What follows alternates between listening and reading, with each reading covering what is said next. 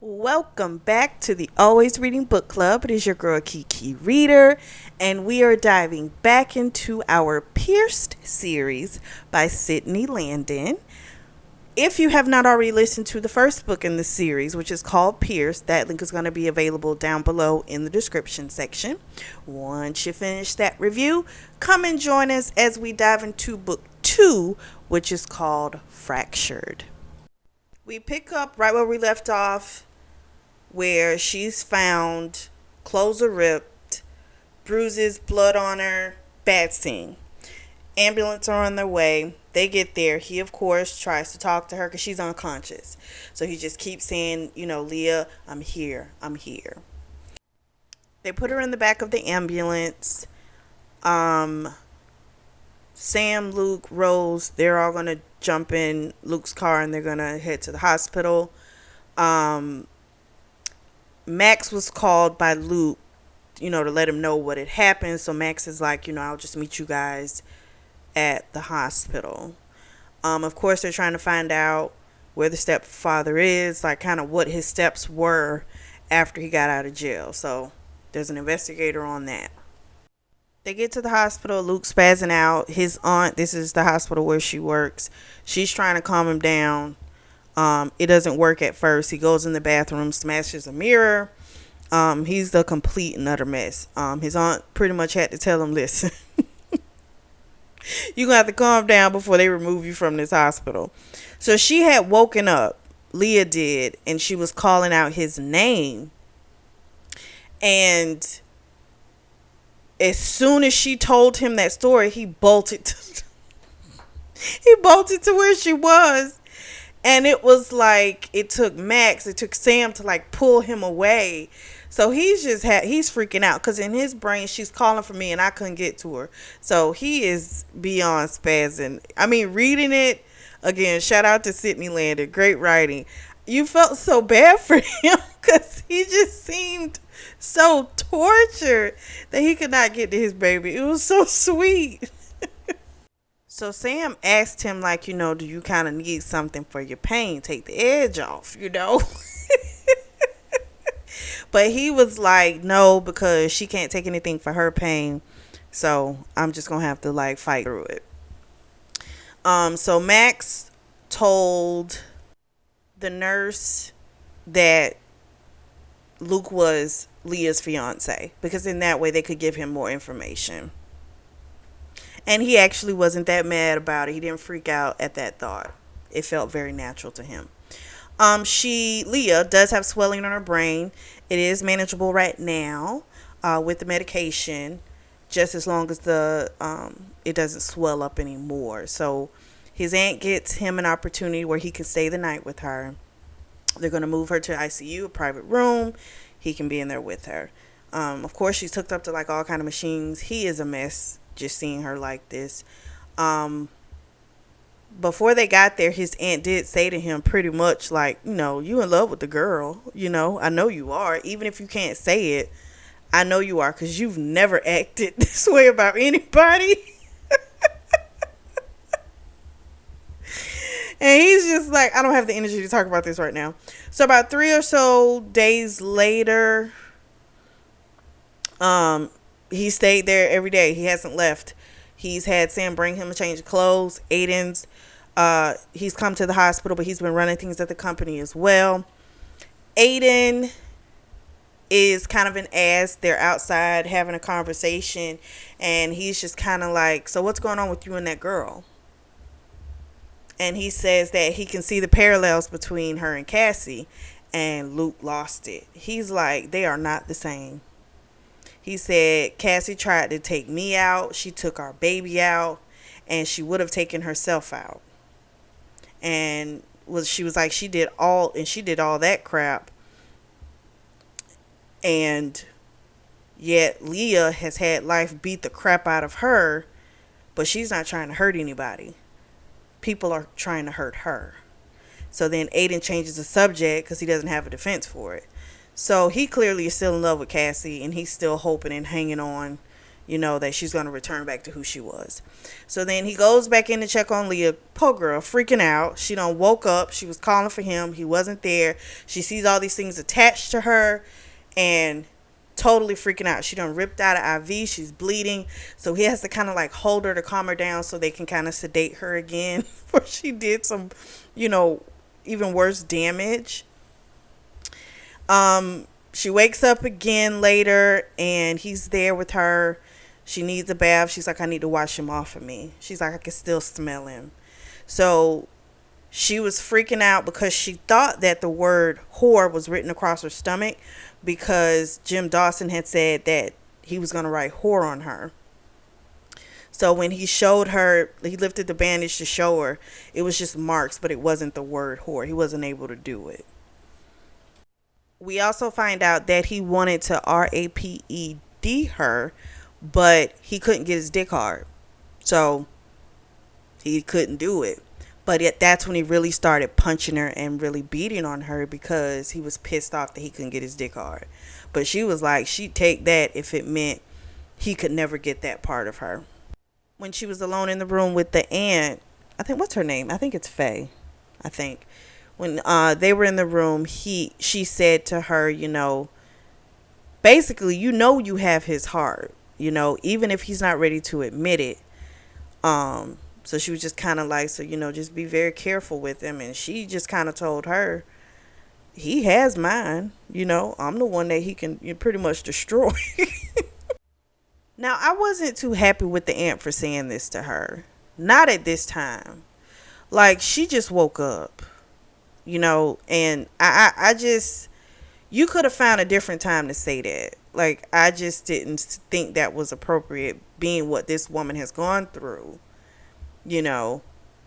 I get he has a past dealing with probably a tortured soul individual. I get that. But this is a different type of a situation. And this person isn't trying to make him be a part of something. You know what I'm saying? I didn't like the aunt saying that to her. Like, you could have, like, once she gets a little better and you want to say that to her, say it. But I didn't appreciate her saying it to her at that moment. I just thought it was that was insensitive. I mean, I get you love your nephew. I get it. But find a different time. Deborah and Martin finally make it. They had been on their way back and then their car broke down. So they've been calling Luke, getting updates every day. So they finally made it there. So that was beautiful. Max called because he's actually going to be coming to the hospital with the investigator. And they're going to, I think her name's either Cara or Kara, I can't remember.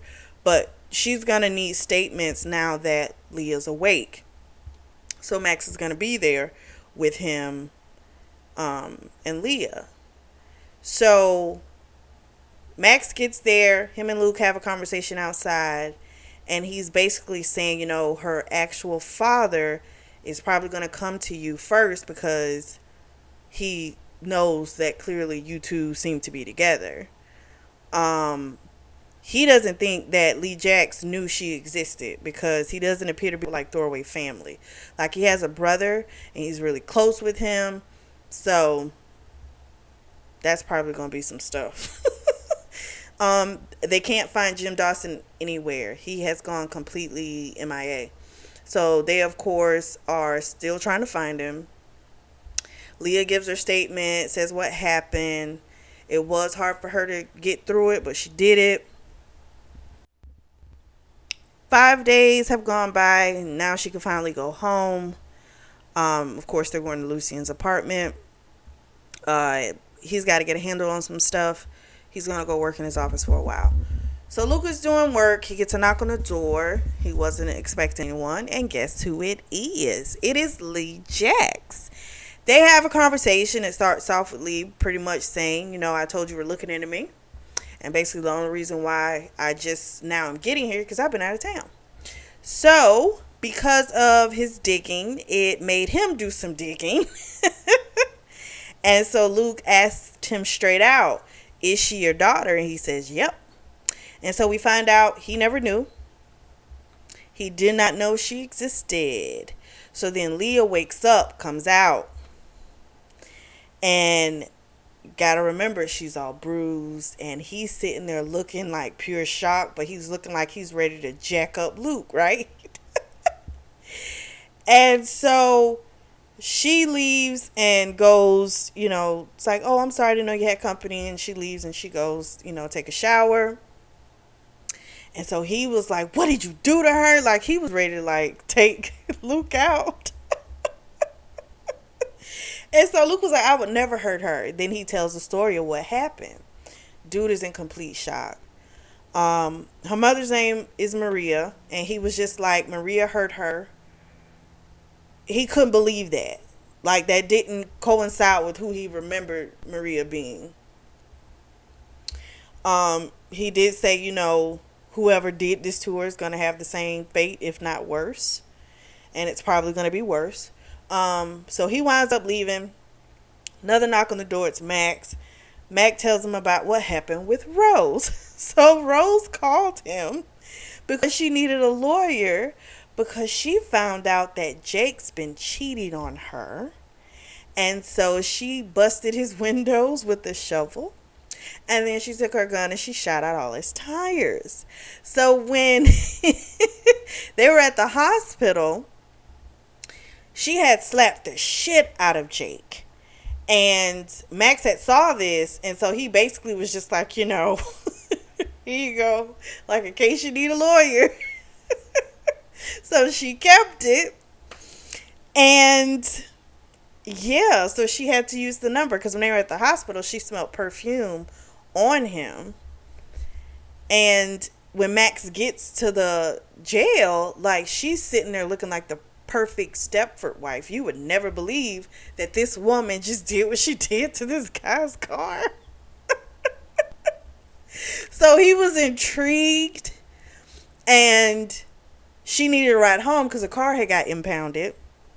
So on the way home, they're having conversations, stuff like that. And then before she gets out, he says she, like, came on to him and was, like, grabbing his dick. And Max is like, I didn't know if I wanted to run away or fucking marry her, So then Luke tells him about Lee Jacks coming over. And Max was just like, God dang, like, what else is going to happen today? And then Luke tells him the whole story about that visit. We now have a new character in play, and it switches to their point of view. So this whole time we've been going back and forth between Leah and Luke, and I do love that.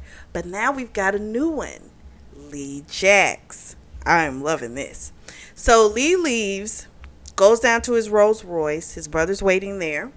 And he had shown a picture to Luke when he was upstairs that looked like Leah in the photo, but it was Peter and his daughter. And they look like really similar. So he knows it's true. Lee does, because he had a DNA done. So he took some items from her apartment and did a DNA test, so he already knows. However, he still wants to fire the private investigator because he didn't know any of the stuff that happened. And he calls Luke Quinn. So when you hear Quinn, that's Luke. So Peter calls and terminates that private investigator because they truly failed. So then we get a backdrop about their lives. So their mother was a junkie. She died when they were like 16. She overdosed. And it's been just him and his brother this whole time. Now, he has tried to be very careful and not have kids because he always felt like having a family, that was a weakness. Peter, of course, complete opposite. He got married, 2 kids, gated community, total opposite.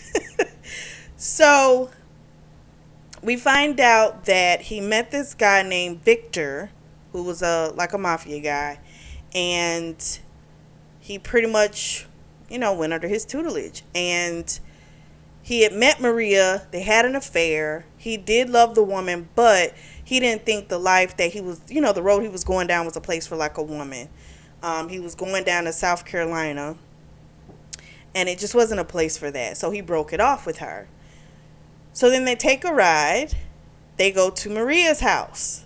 Before they get there, Peter, of course, was like, the gym guy, what are we going to do when we find him? And Lee said, we're going to turn him over to the police. This shocks Peter. He's like, that's it?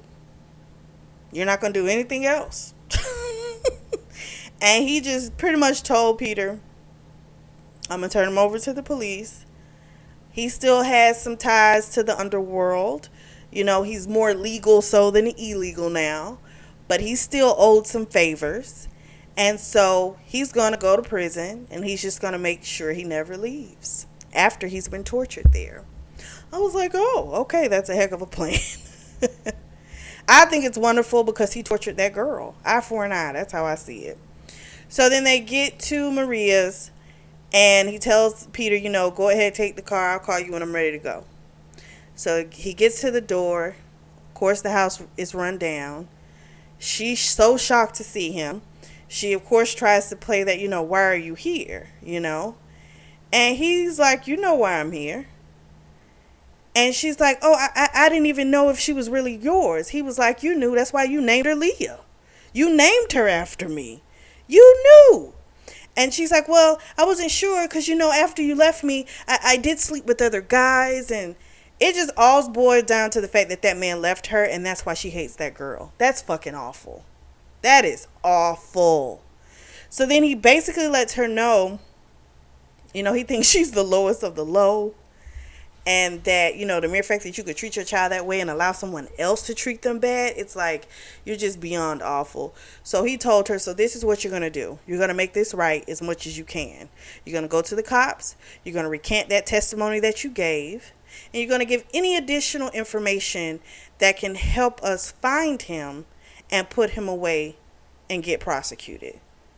And she's like, well, if I do that, they're going to put me in jail. He's like, I don't care.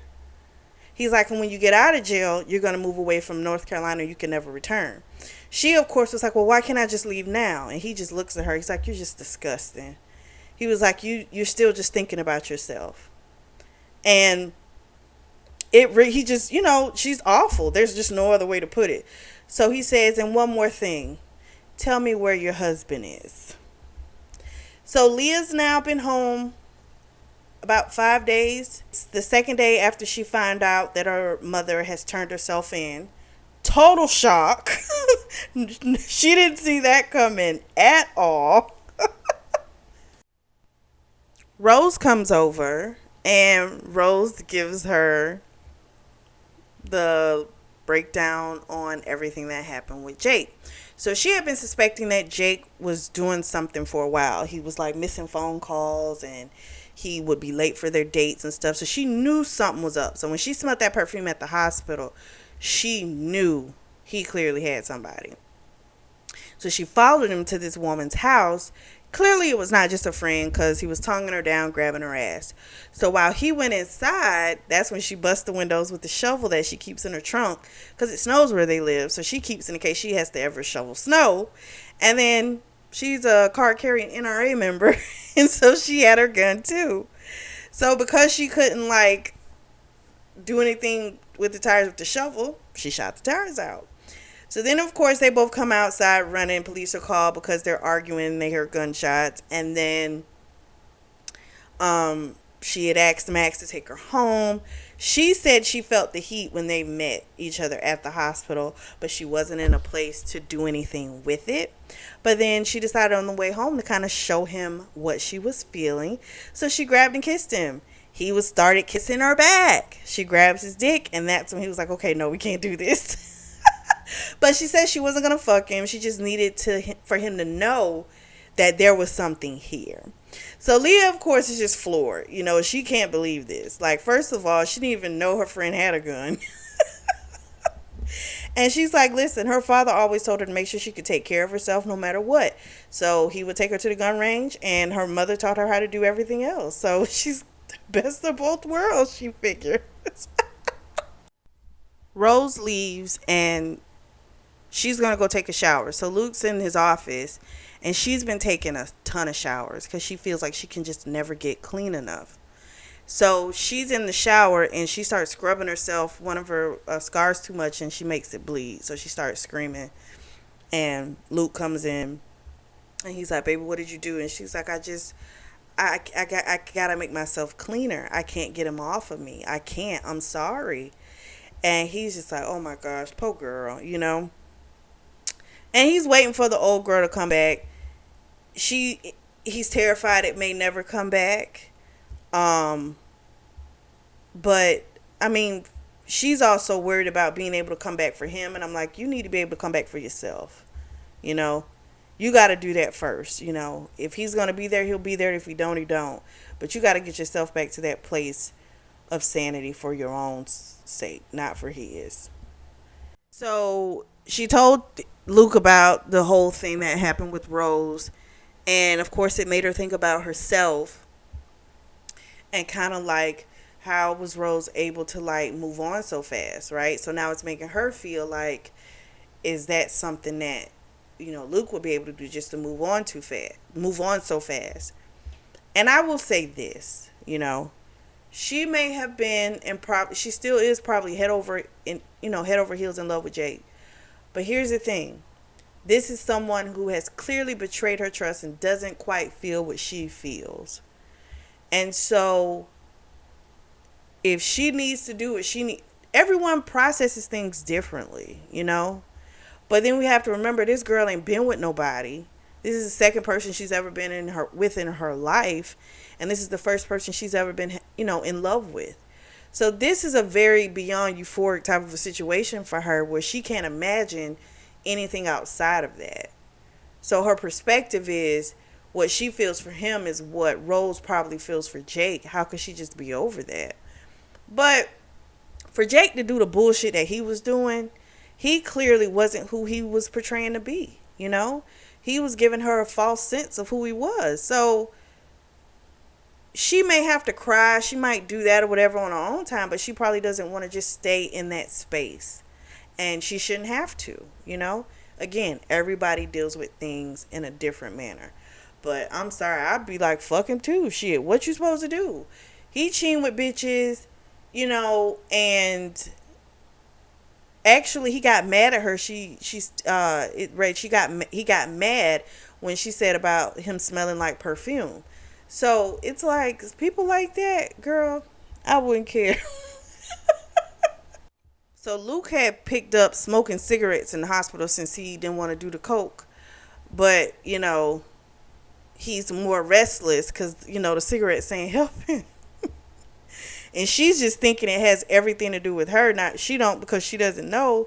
Dude got a whole coke problem. He's restless for some other reasons. So she's like, you know, let's go out. Let's go to dinner at Leo's tonight. So they go, and she tells him she loves him. He doesn't say it back, but he does tell her, you know, you're my world. And some people need to hear those words. I'm not knocking you if you do, but everything he's ever shown her is one of complete devotion. You know what I mean? Like, he shows you he loves you. He just has a hang up with the word. We'll find out why later, but he shows it to you. You know, to me, that's a hell of a lot better than wanting to hear it from someone who never shows you that. You know what I'm saying? So, but again, this is her first love. It's a lot of firsts for her. So I get why it might mean a little bit more for her to have to hear those words. I do get that. So they go to Leo's, and they are at the restaurant, and not too long after they start eating, Lee Jax walks in and comes over to the table. And Luke acts like he doesn't see him, won't acknowledge him. And so then Lee Jax says, you know, nice to see you again, Quinn. And he's like, and who is this? And so he introduces Leah, and Leah's like, you know, you mind, you know, do you want to, you know, sit with us to have dinner? And so he takes her up on the offer, and him and Leah start talking about, you know, he asked her about college, what she was studying, her plans afterwards. So they're having this whole conversation. It's going on for like an hour. So Luke's looking at this like, you know, this is not good. This is going to be a problem. But at the same time, Lee is looking at her like a proud father, you know? And it was just kind of like, probably need to separate this, because she's going to be pissed when she finds out that this is her father and nobody told her.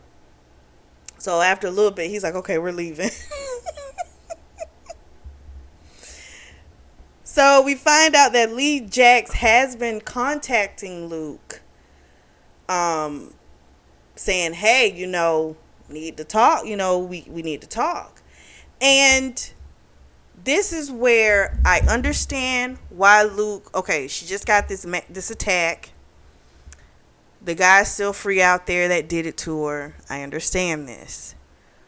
But I don't feel like you have the right to keep that from her. That is a part of her that's her DNA. Whether you are in her life or not, that is still her biological father. And she needs to know it. But at the same time, I'm like, but he does see what she's going through. I mean, let's just be honest. The girl was just scrubbing her skin to the point that she made herself bleed. So she's not well. And I do understand him trying to protect her. It's kind of a catch-22. Is pretty much you damned if you do and you damned if you don't. Because you don't know how she's going to react when you tell her. Is it going to be more of a crushing blow to her and she won't be able to handle it? Or she's going to be pissed off at you that you've kept it from her. It's I don't know if there is a better answer. I don't know what you would do. I mean, I kind of maybe like give it a couple days and then he can tell her. But it's been a couple days. He's known this shit for well over like a good 2 weeks.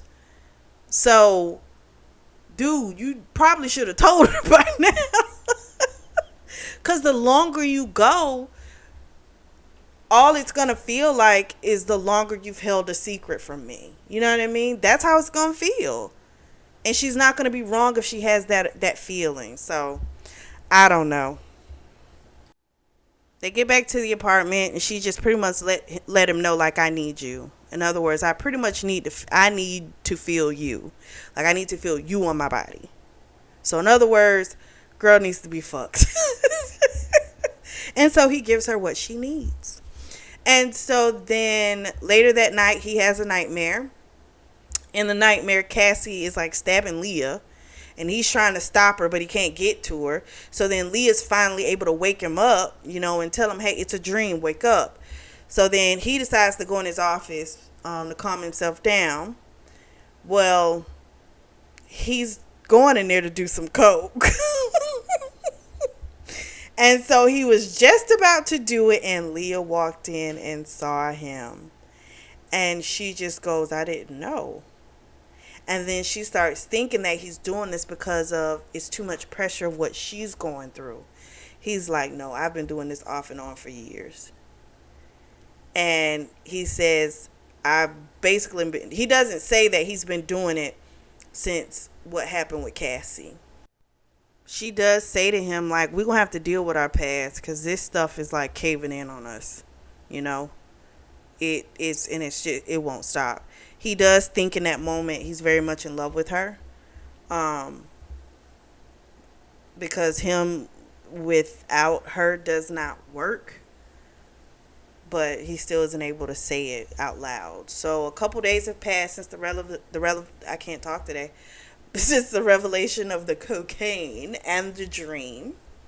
And they've kind of spent those days just kind of enjoying each other, hanging out. That's it. Not having any heavy conversations. Just enjoying and fuck sessions. So she has a doctor's appointment to go to. And he's going to go to work. She makes him like, you need to go. We got to get back into some form of normalcy, And so he doesn't want to do it, but he eventually caves. But he is going to go with her to her doctor's appointment.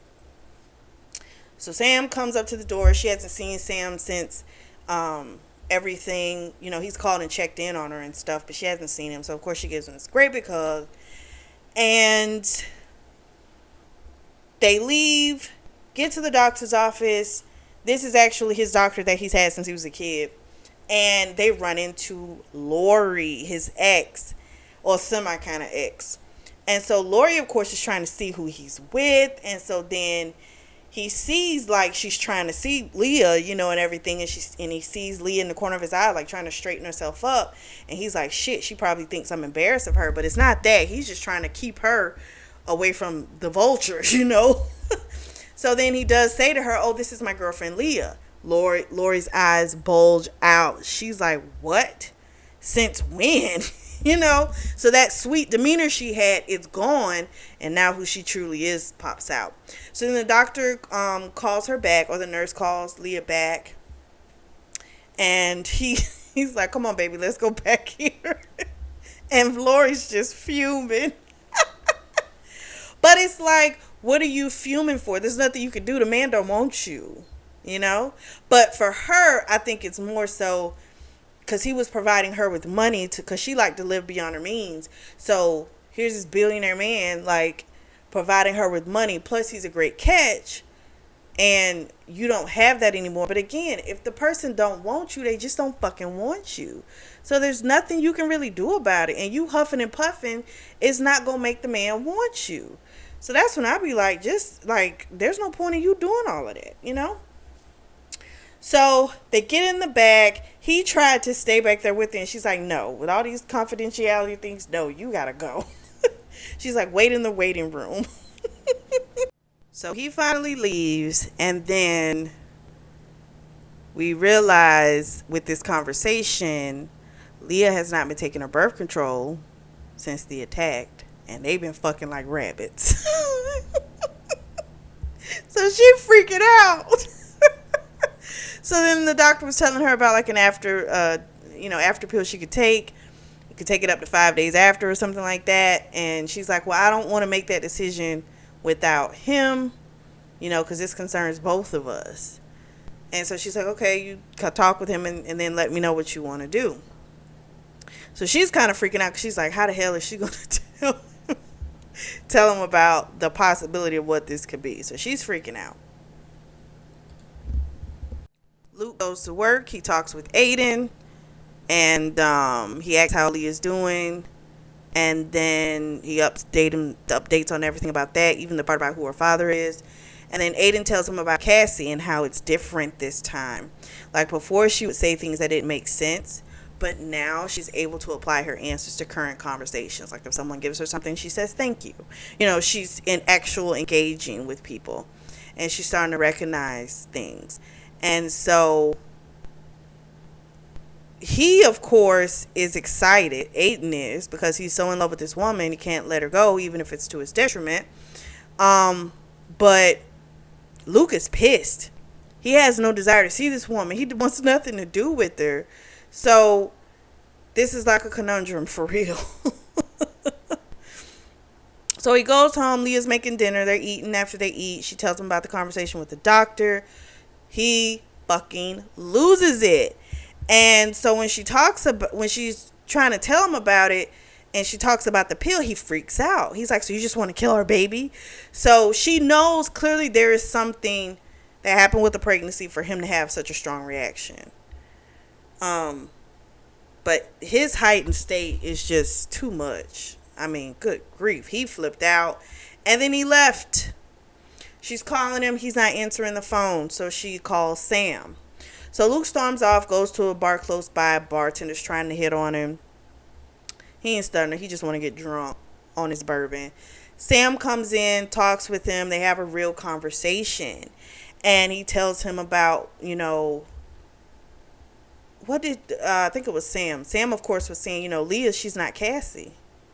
You know, I know why you're freaking out about this. But first of all, you don't even know if she actually is pregnant, and you're treating her like she's done something wrong, and she hasn't, you know. And he's like, I know, I didn't mean to, I just freaked out. And you know, he's like, she's totally different. You know, what happened to her in her past is what pushes her to do better, to be stronger. That's not what Cassie did. Cassie wanted to be a victim, and Cassie wanted all of your attention.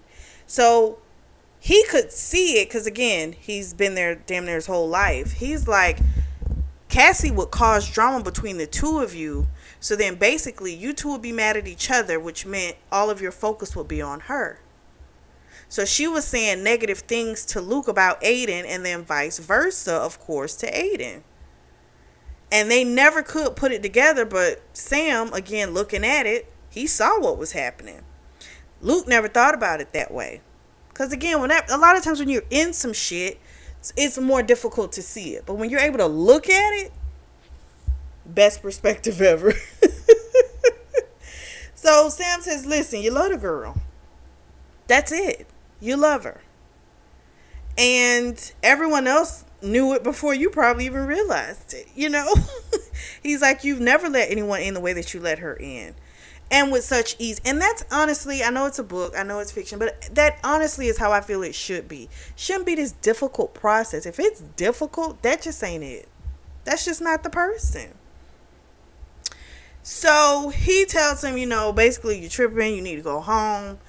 And so he walks him home, but on the way there, Luke busts his ass. He falls. It's funny. Finally gets him inside. Leah's on the couch. He feels bad because he knew it was wrong. And she wakes up and she just says, I just didn't think you would react like that,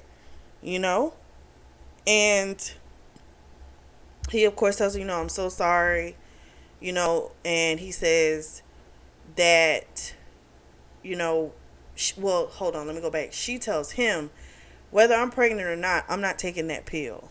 If I take that pill, I'm no different than my mom. And then he tells her he doesn't want her to take it anyway. So see, you was doing all that spazzing for no reason. But before they fall asleep, he does say to her that Cassie, 8 years ago, was pregnant with his kid, and that she lost it. But he doesn't say abortion, but she's assumed it was that. So then he starts having in his thought process about kind of what happened when Cassie found out she was pregnant. She went ballistic. She kept saying her life was over. And so that's when he asked her to marry him. So he didn't want to marry her. It was pretty much to calm her down. And it was really rough in the beginning because she was bipolar. So she had to go off the medication because she was pregnant.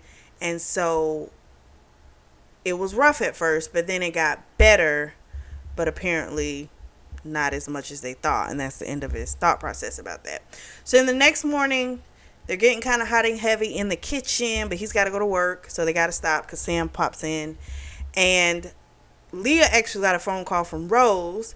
This damn girl is in jail again. So she wasn't done with her payback plan to Jake. So she broke into his apartment, destroyed some of his stuff, and she took a sewing machine and sewed up the hole in his boxers. Oh my gosh. I'm like, she snapped a little bit. So she's been calling Max, but he's not answering the phone. So she's asked, call Leah to tell her what's going on and have Luke call him. So he calls. Max is going to go and get her. I'm like, oh my gosh, this girl is so crazy. So then Luke leaves. And Leah's like, they're going to finish what they started later. So she's going to pop up at his job on for lunch to have a little quick sesh. So sure enough, she goes and surprises him on his lunch break.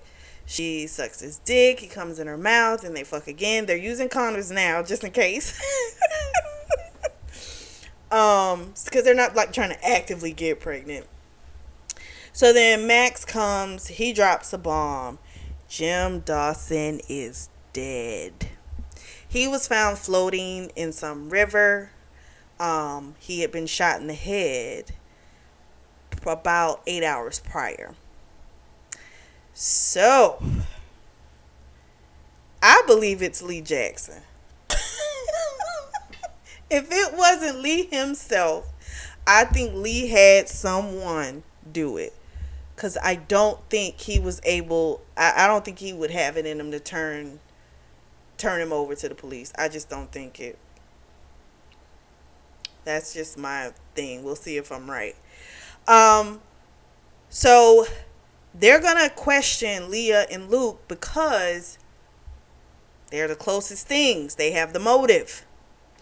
So they were going to come by the apartment later. Max is like, I'll be there, And so he's like, okay. Because at first he wanted to, like, fight it. But Max is like, you're going to have to do it. So, because honestly, you think about it. Yeah, she's been through a lot. I get that.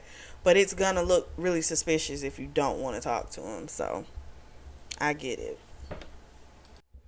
Max also wanted to look up what's going on with Cassie due to the new news that Aiden's been, telling everybody. So, I think Max, Aiden, and Luke at one point were the only people that were getting, like, information about her progress. And then Luke couldn't take it anymore. He didn't want the information because apparently at one point she was still acting like she was pregnant and it was just too much for him to read. So he stopped. He is the one that takes care of her. He pays for everything, but he just doesn't want any real updates about what she got going on. But what Max has found out is that Monique has gone to that place twice. So something's up with that. And Max is like, he's going to have to look into it to see what's going on. Because if she's going around there, it can't be any good. It just can't be. So Deborah comes over to their place. And Deborah's funny because she liked being felt up by the security that they have at the door and everywhere. She loved it. So then Luke comes home. He was happy to see Deborah as well. Martin was working. I think he owns like a store or something. And then Luke was like, well, I'm glad you're here because I kind of need to tell you both something. So she freaked out because she's thinking that something happened to Rose. He's like, oh, God, no. So then he tells her about what happened to Jim and how they found him face down in the river. And she's like, no, not him. That's not possible. Girl freaked out. She's like, he was a swimmer in high school. There's no way he could drown. There's no way. So then he tells her, he was shot in the back of the head. He's really gone. But she couldn't hear it because it was almost like, this was, again, Sydney Landon, shout out to you for your wonderful writing. To read her reaction it was somewhat of an amazement. She couldn't accept that this person who had tortured her for so long, that it was over. Like, she had spent her whole life running from this individual, trying to survive it. That's been what she's held on to all this time. And now you're telling me that person's gone. It's really over. It was a very hard thing for her to accept. So she freaked out. She started breaking glass. And Deborah just told him, let her do it. Let her scream. Let her get it out of its rage. That girl has been holding rage in for years. Let her get it out. And so she did. And she broke every glass in the house. It was crazy. And then afterwards, when she saw what she had done, she started freaking out. And he's like, it's okay. He took her to the bathroom, cleaned her up. And she finally could really hear, like, he was dead. He's gone. So the detectives came over. No, they didn't come there. They met him at Max's place since their place was a little bit destroyed. And it was short and sweet. The people really didn't. They knew he was a horrible person, and they really weren't trying to waste resources on it. He's gone. It wasn't y'all. Okay. like dang. So they go back to the apartment. They have a crazy sex session. She uses her vibrator. It was insane. They had a heart book afterwards. Great scene to read. So then the next day, she's got to go to school, deal with her financial aid stuff. And Lucian's like, okay, here's the black credit card. She's like, I don't need that. I got financial aid.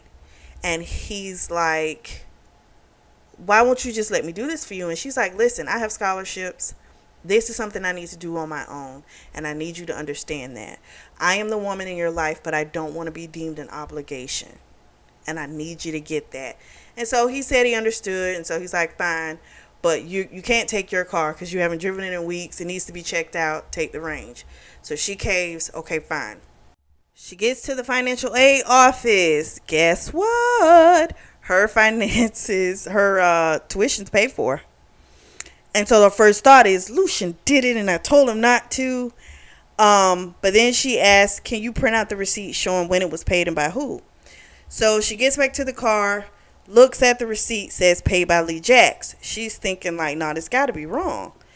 But the woman was leaving from the financial aid office. So she's like, you know what? I can look up, where he works. So she remembers this was the guy from the dinner. She's like, I'll just go by his office and get it straightened out. So that way, his kid doesn't have an issue when they start school. So she goes to his building, his office, says her name. They're like, oh, you can go right up. She's looking crazy, kind of like, really? So then she speaks to his assistant. And then Peter comes, and he looks really similar to Lee. And so he doesn't say anything. He's just kind of looking at her. And then Lee finally comes, and she, of course, can figure out. She's put two and two together. They look like they're brothers, And so when Lee comes to get her, she goes into his office. Lee says, oh, Quinn finally told you. And she's looking like, what? What are you talking about? Peter automatically realizes she doesn't know. And he's kind of trying to tell Lee to hold off, But Lee was just like, it's about time we met, And she's like, wait a minute, why would we need to meet, So she's like, I was coming because, you paid for my tuition. I knew it was by mistake. He said, why would that be a mistake? I'm your father. I should pay for it. Girl loses it. She gets sick, and Peter shows her to the bathroom. She throws up.